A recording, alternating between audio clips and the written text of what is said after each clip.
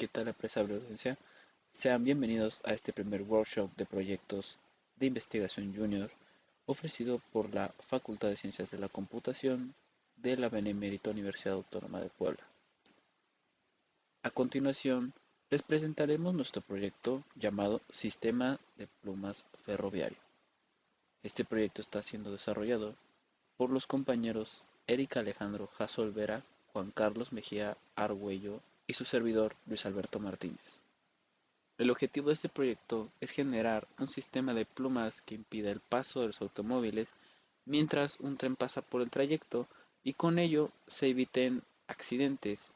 El proyecto nació principalmente ya que aunque no sean muy mencionados, existen numerosos accidentes en vías férreas, ya que no se cuenta con un sistema capaz de detectar tanto la presencia de automóviles en vías férreas como la proximidad de un tren hacia el paso. La infraestructura ferroviaria en México está compuesta de un total de 23.389 kilómetros de vía operada. Sin embargo, del 100% de plumas ferroviarias que se deberían contar para evitar accidentes de automovilistas, se han instalado cerca del 35.7% de las plumas en todo el territorio nacional. De ahí parte la idea de plantear un sistema de plumas para cubrir la demanda implementando los circuitos eléctricos para su fácil desarrollo, gestión y mantenimiento, por lo que podemos decir que este proyecto busca ser de una manera más accesible para las poblaciones de bajos o escasos recursos que no tienen fácil acceso a este tipo de sistemas por su costo elevado. Otro dato importante son las estadísticas por el cual se emplea el sistema de plumas ferroviario. Durante el tercer trimestre del año 2019, en el sistema ferroviario mexicano se registraron cerca de 431 eventos de seguridad operativa. Esto derivó en un aumento del 47.6% ante los 292 casos reportados en el último trimestre del año 2018. Esto de acuerdo con el reporte que año tras año emite el reporte de seguridad en el sistema ferroviario, el cual lo realiza la Agencia Reguladora de Transporte Ferroviario. Estos datos son hasta el año 2019. La tendencia, y es un análisis que hace la agencia, es que año tras año hay un incremento en los accidentes ferroviarios. De ahí la importancia del por qué se desarrolla un sistema. Otro dato es que el 48% de los eventos de seguridad ferroviaria fueron reportados en el rubro de siniestros con causales ajenas al ferrocarril, con 209 casos. ¿Qué quiere decir esto? Que fueron accidentes totalmente ajenos a alguna falla técnica, algo relacionado con el carril o con el trayecto del tren, fue lo que ocasionó el accidente. Entonces, prevaleciendo la tendencia de accidentes por colisión con vehículos, trailers y estructuras móviles. Hay otro porcentaje del cual sí son accidentes derivados únicamente por cuestiones técnicas, por cuestiones del carril, pero siguen siendo menores al porcentaje de accidentes provocados por pues cualquier otro tipo de accidente ajeno al mismo. A continuación veremos un accidente ocurrido aquí en territorio mexicano, más concreto en Huamantla, estado de Tlaxcala.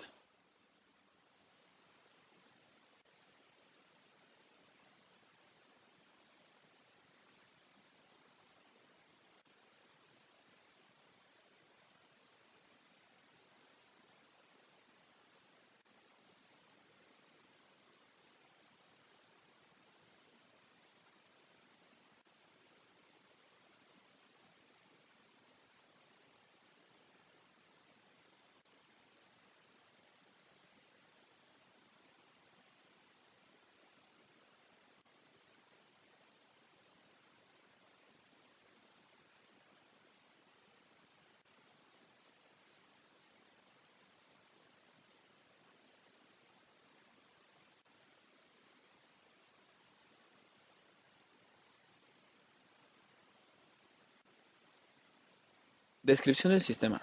El sistema de protección de plumas es una instalación de seguridad proyectada y construida de tal forma que cualquier avería que pueda producirse repercute en el establecimiento de una condición, siempre a favor de la seguridad.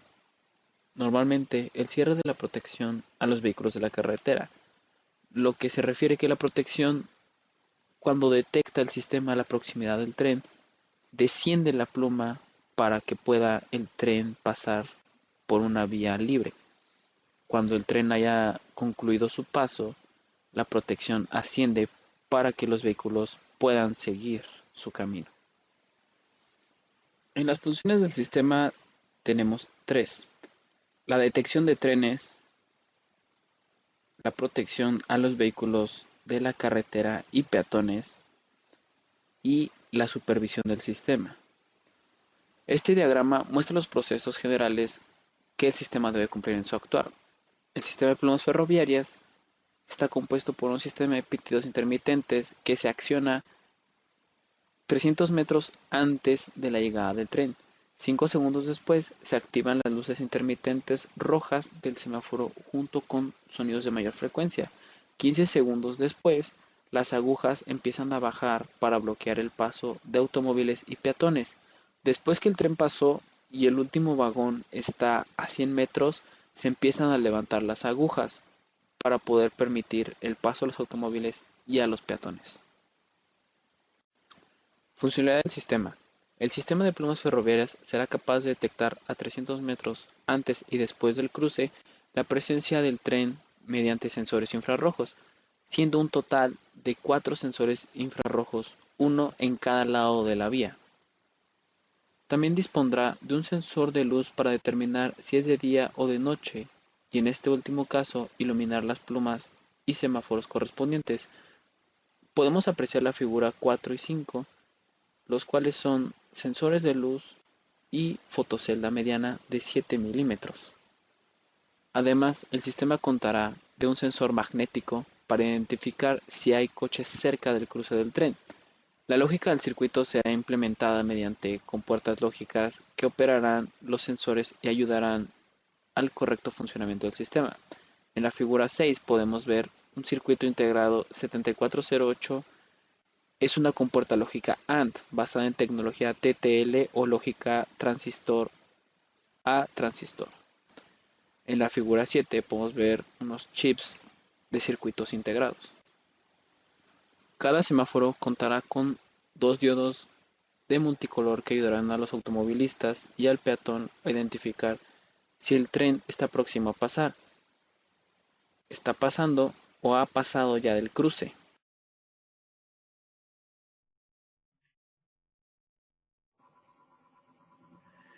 El chip 7404 está compuesto de 6 compuertas NOT. Dentro del chip se dispone de 3 resistencias de 4 kiloohmios, 1.6 kiloohmios y 130 ohms, al igual que una de 1 kiloohm, así como también se dispone de 3 transistores 2N3904 y de 2 diodos 1N4148, tal como se puede apreciar en el siguiente circuito. Y pues bueno, como observamos, podemos observar en la figura que tenemos del lado izquierdo lo que es el diagrama interno que va a tener el circuito, donde podemos observar que tenemos 6 compuertas lógicas de la forma NOT, y en el diagrama de la derecha podemos observar pues que son todas el circuito integrado ya completo con sus respectivas resistencias ubicadas correctamente, los diodos y pues los transistores que ubicamos igual en este circuito. Bueno, como una pequeña explicación de la tabla de verdad del NOT, la compuerta lógica NOT realiza una función booleana de inversión o de negación de una única variable lógica. Y como podemos observar en la columna del lado izquierdo donde está la A, podemos observar que cuando la entrada es 0, pues la compuerta lógica NOT nos arroja un 1 de salida, y cuando entra un 1, pues de salida nos arroja un 0. Bueno, a continuación vamos a presentar la siguiente diapositiva, donde nos dice que el chip, uno de los chips que vamos a utilizar en este circuito, el 7408, está compuesto por 4 compuertas lógicas del tipo AND, y dentro del mismo se pueden encontrar 2 resistencias de 10 kiloohms y una de 150 ohms, al igual que un diodo del modelo LTL307EE, como se aprecia en el siguiente diagrama. Y pues bueno, como podemos apreciar en el diagrama del lado izquierdo, pues tenemos lo que es el circuito ya con las resistencias y con un diodo. Y del lado derecho, pues tenemos el circuito integrado con las respectivas puertas lógicas del tipo AND, que como podemos observar, pues ahí están integradas ya las 4 compuertas lógicas. Bueno, esta compuerta se representa por una multiplicación de álgebra booleana. Como le indica, todas sus entradas, como se indica, en todas sus entradas se tiene que tener un estado binario de 1 para que la salida nos retorne un 1 binario. En caso contrario de que falte una de las entradas, con el estado o no tenga siquiera un solo estado, la salida no podrá cambiar y permanecerá en 0. Bueno, esta es la tabla general de lo que es una compuerta lógica AND, donde podemos observar que cuando las entradas pues son 0, nos va a retornar de salida un 0. Cuando tenemos un 1, pues un 1 en ambas entradas, la salida seguirá siendo 1. En este circuito empleamos una compuerta lógica AND, pero con la variación de 3 entradas. Lo único que cambia respecto al AND de 2 entradas es que pues tenemos que hacer una multiplicación de las entradas para poder conseguir una salida. En este caso, por ejemplo, al tener 3 entradas, vamos a hacer el producto de las 2 entradas y pues la salida será el resultado. Por ejemplo, aquí tenemos de entrada 2 ceros y nos va a retornar de salida pues 0. En dado caso de que tuviéramos 1 y 0, pues nos va a retornar de salida nuevamente un 0. El único caso en el que nos va a retornar de salida un 1 es cuando ambas puertas pues tengan el 1 como entrada. A continuación vamos a explicar lo que es dos de los chips que nos faltan en este circuito. Uno de ellos es el chip 7411, el cual está compuesto de 4 compuertas lógicas AND, de 3 compuertas lógicas AND, perdón. En este sistema se emplearon 2 chips, mientras que el chip 7432 está compuesto por 4 compuertas del tipo OR, dividido en parte de 2 entradas. Y como podemos apreciar en la imagen de la izquierda, pues ahí tenemos ubicadas nuestras 3 compuertas lógicas AND, que como anteriormente se habían explicado, pues ahí están ya colocadas correctamente en el circuito integrado. Y ya donde cambia es del lado derecho, donde podemos apreciar el circuito. Ahora sí ubicamos las 4 compuertas lógicas, pero son del tipo OR. Bueno, a continuación vamos a explicar la tabla de verdad de la compuerta lógica del OR. En este caso, igual se usa el álgebra booleana, pero esta operación se distingue porque es una suma. Esta compuerta permite que cualquiera de sus entradas, si está en un estado binario, su salida puede pasar a ser 1. No es necesario que todas sus entradas estén accionadas para conseguir el estado 1 en la salida, pero tampoco causa ningún inconveniente. Para lograr un estado 0 en la salida, todas sus entradas deben estar en el mismo valor 0. Y como podemos apreciar, tenemos en la columna A y columna B, que son ambas entradas, y pues en la columna C, o bueno, en la columna que tenemos del lado derecho, donde está la salida. Podemos apreciar que si tenemos un 0, si tenemos ambos ceros de entrada, pues nos va a retornar de salida un 0. Pero si tenemos un 0 de entrada y un 1 también, pues 0 más 1 nos va a arrojar de salida un 1. 1 más 0 igualmente nos va a arrojar de salida un 1. Mientras que 1 y 1 nos va a arrojar de salida nuevamente un 1. Bien, también en el sistema tenemos lo que es un puente H L293D, el cual su principal función es el manejo de los 2 motores que accionarán las respectivas plumas. Tenemos un diagrama esquemático del puente H, donde pues podemos identificar en qué pines se deben de conectar los respectivos motores, tanto el motor A como el motor B, las respectivas tierras y las alimentaciones que debe tener nuestro puente H, que son 5 voltios, y de ahí pues los valores que van a mandar pues la información al puente H. Lógicamente en el simulador que nosotros ocupamos, que es Proteus, este diagrama esquemático cambia un poquito, pero al principio es exactamente lo mismo. Entonces, con nuestros diferentes elementos vamos a ir accionándolos y se va a ir viendo el flujo de los motores primero en un sentido que va a simular el levantamiento de las plumas y después van a cambiar de sentido que va a simular pues cuando las plumas descienden para pues evitar pues cualquier tipo de accidente en nuestro sistema.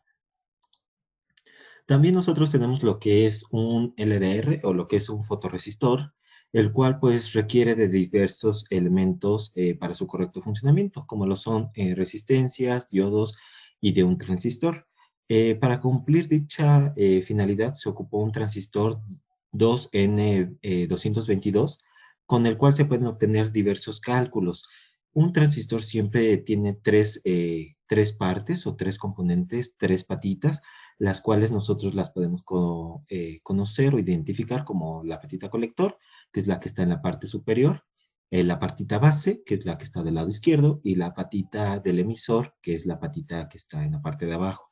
Con estos, todos los transistores tienen lo que es un valor beta. El valor beta va relacionado conforme a la corriente que va entrando en los diferentes puntos, tanto del colector de la base, y con ello se puede obtener pues otra cierta información. Además existe otro parámetro conocido como alfa del transistor, el cual nos indica la relación de la corriente del colector, que es la patita colector, y la corriente del emisor, igual la patita del emisor. Con ello se pueden obtener las siguientes ecuaciones, donde yo tengo que es alfa F va a ser igual a la corriente del colector sobre la corriente del emisor, y también tengo lo que es beta F, que es la corriente del colector sobre la corriente de la base, y esto se puede relacionar como beta de F es igual a alfa de F sobre 1 menos alfa de F, que es igual a lo que es alfa F igual sobre beta F más 1. Estas son ecuaciones ya dadas en cualquier tipo de transistor. Lo único que va cambiando es la beta. La beta lo que nos va a ayudar es a identificar la eficiencia de cada uno de estos transistores. Mediante ese valor numérico, pues nosotros podemos identificar qué tan eficiente va a ser para nuestro circuito en general, pues el manejo de esta información. Entonces, también otro dato muy importante es que mientras mayor sea la beta del transistor, pues será más eficiente para el desarrollo de nuestro sistema. A continuación se presenta la simulación del sistema Proteus en el software Proteus, en el cual pues se tuvieron que hacer diferentes adecuaciones porque no todos los elementos están disponibles en el simulador. Hay algunos que sí están disponibles, pero se requiere una tarjeta programable como tipo Arduino, donde nos dan ya el componente ensamblado, pero ya únicamente destinado para la tarjeta Arduino, por lo cual se hicieron algunas adecuaciones, pero el funcionamiento pues sigue siendo exactamente el mismo. Bien, esta es nuestra simulación. Lo que nosotros tenemos aquí son diferentes switch, que son como los switches de carrera. Los switches de carrera están presentes en muchos sistemas. También son sensores de tipo contacto, donde son dispositivos electrónicos, mecánicos, situados al final del recorrido o de ciertos elementos que pues, nos van a poder ayudar a identificar las acciones del mismo sistema. Son muy empleados en la industria, normalmente se encuentran mucho en lo que son las cintas transportadoras, donde pues internamente pues ellos pueden saber cuando están abiertos tienen que realizar alguna operación y cuando están cerrados tienen que realizar otra. Entonces, por eso tenemos aquí lo que es nuestros sensores. Aquí está el sensor infrarrojo, aquí están nuestras respectivas compuertas, aquí está la compuerta 7404, es las diferentes compuertas que se emplearon, aquí están. Está la compuerta 7408 de 2 entradas. Como nuestro compañero ya lo había dicho, la compuerta 7411, que son de 3 entradas, que igual nos explicó cómo se desarrolla aquí el cálculo. Tengo lo que es el 7432, que es la compuerta, y todos ellos conectados a lo que es el puente H, que es L293D. Recordemos que ahí teníamos lo que son las fuentes de los pines que van a alimentación, que en este caso es el pin 16 y 8.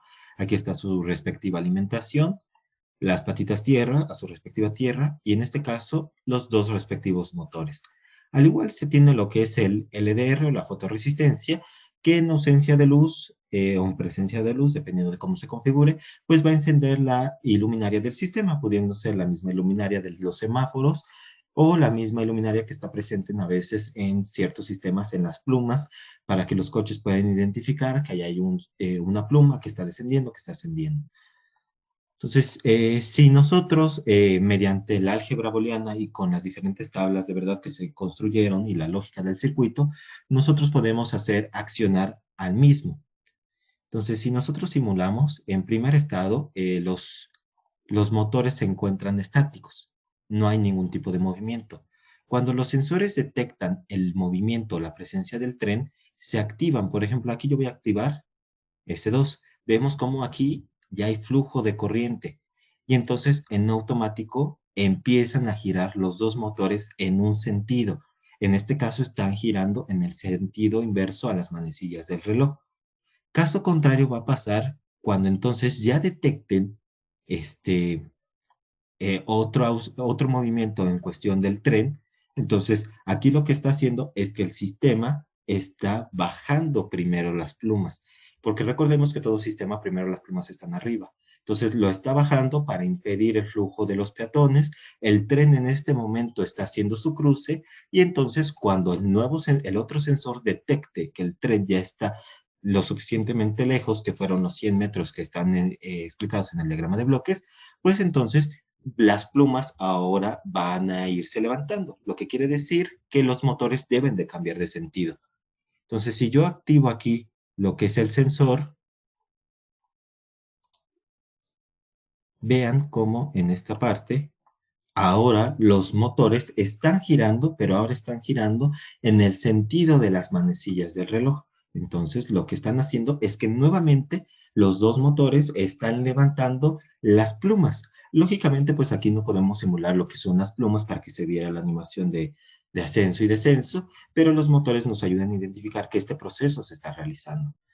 Ahora bien, también tenemos lo que es la fotorresistencia, que aquí únicamente cuando nosotros hacemos presencia, aquí está, se va acercando, y se va encendiendo, en este caso es un LED de ejemplo, pero cuando entonces tengamos la ausencia de luz, toda la indumentaria que se tenga que encender, pues se va a encender. Entonces, focos, semáforos, todo cuando ya esté oscuro, pues entonces el sistema pues va a poder hacer esa funcionalidad.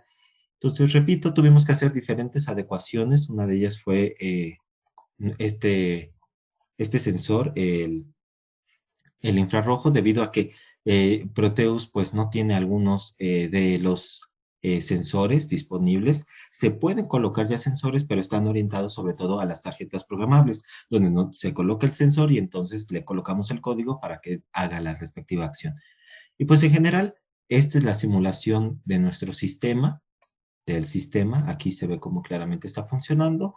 Lo tratamos de hacer únicamente con circuitos eléctricos y con el funcionamiento de las compuertas lógicas.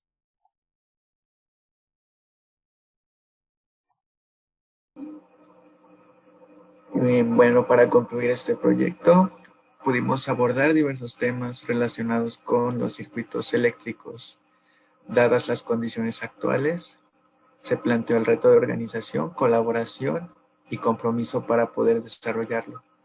No nos queda la menor duda de que con base a las estadísticas presentadas, se debe hacer un actuar contundente para evitar accidentes en el sistema ferroviario de nuestro país. Este proyecto constituye un prototipo inicial. Únicamente está basado, como ya lo explicamos, en compuertas lógicas. No obstante, se puede realizar diversas adecuaciones como implementación de diversas tarjetas programables para la mejora y automatización de este, así como también se le deberían realizar adecuaciones de acuerdo con el contexto de cada vía ferroviaria o en caso de actualizaciones de estas.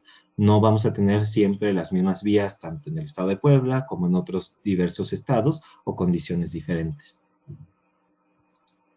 En esta parte tenemos nuestras referencias que fueron consultadas en algunas fuentes oficiales de parte del gobierno de la República, pues justamente como es un sistema ferroviario, pues podríamos encontrar ahí la información más certera, así como también otras fuentes relacionadas a cómo operan los sistemas actuales de plumas ferroviarias y algunos detalles ya en cuestiones de lo que son los elementos que nosotros ocupamos.